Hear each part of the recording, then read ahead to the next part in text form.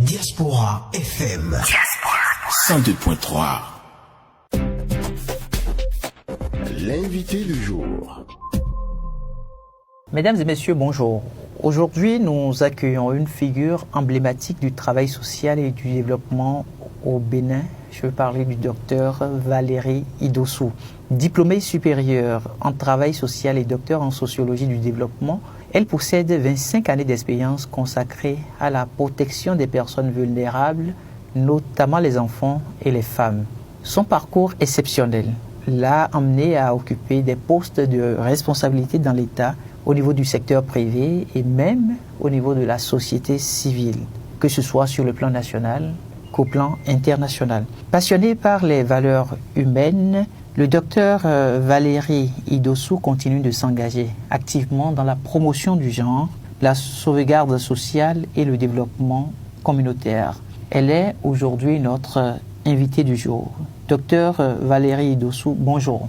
Bonjour, monsieur le journaliste. Dites-nous, docteur, qu'est-ce que nous pouvons retenir aujourd'hui par rapport à vos 25 années d'expérience? Normalement, c'est les autres qui doivent parler de ce que j'ai pu faire avec eux pendant ces 25 ans d'expérience. Dès ma jeunesse, j'ai eu l'opportunité de rencontrer des travailleurs sociaux de SOS, par exemple. J'avais des amis au village d'enfants SOS, donc j'ai pu voir comment les assistants sociaux de cette organisation se déployaient. Et ensuite, grâce à mes parents, j'ai été mise en contact avec une assistante sociale, paix à son âme, Madame Charlotte, qui a été l'une des premières responsables du centre social d'Abomey-Calavi. Et déjà, j'étais éprise des questions de justice sociale, de paix et tout en ce moment-là. Et quand j'ai fait le bac, puisqu'il fallait choisir une entité à l'université, en ce moment-là, il fallait passer des concours. J'ai passé le concours. Par pure grâce, j'ai pu obtenir ce concours et mon parcours a commencé ainsi. Mes premières expériences, je les faites à Dakar, puisqu'après, je suis allée à Dakar. C'est à Dakar que j'ai fait mon diplôme supérieur en travail social. J'ai pu accompagner des enfants de la rue. Et c'est là où j'ai découvert que les personnes vulnérables avaient besoin d'un déclic, d'une motivation pour aller de l'avant. Parce que souvent, ce sont des personnes oubliées, des personnes rejetées par leurs parents, des personnes dont personne ne voulait en fait. Et donc, mon premier constat, c'est que quand vous êtes vulnérable, vous avez besoin d'une personne qui vous tende la main. Même si nous, on a appris à tendre la main professionnellement et à ne pas tomber dans le piège de la familiarité, j'ai quand même compris que tendre la main pouvait faire sortir des enfants qui étaient perdus dans la rue, des enfants qui ne voulaient pas retourner vers leurs parents ou leurs tuteurs, avaient pu décider de faire un cheminement. Et ça, c'est quelque chose d'important que je garde de ma carrière professionnelle. Autre chose que j'en garde, c'est la résilience. C'est la capacité d'oublier, si je peux m'exprimer ainsi, toutes les douleurs qu'on a vécues dans l'espace familial ou dans l'espace communautaire. Ça s'appelle de la résilience. Résilience parce que je veux continuer le chemin. Si je ne suis pas résilient, je peux même me suicider.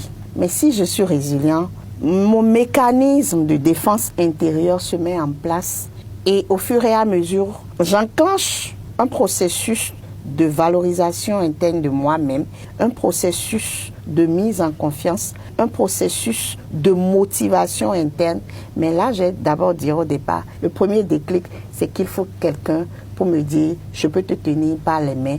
Si tu veux, nous pourrions arriver ensemble. Mais de qui aviez-vous gardé, je vais dire, toutes ces valeurs au point de vous ouvrir aux autres, au cœur de la société? Voilà. En fait, pour faire du travail social, il faut déjà avoir acquis ces valeurs dans la sphère familiale. Je suis par nature quelqu'un de très ouverte, quelqu'un qui ne garde pas rancune, quelqu'un qui aime le partage équitable des responsabilités et des droits.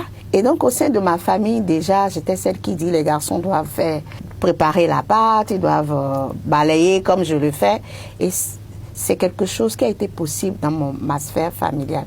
Donc après, quand je suis allée dans une formation de travail social, ça a été facile parce que j'ai retrouvé dans cette formation tout le paradigme de c'est possible d'aller de l'avant. Personne n'est nul.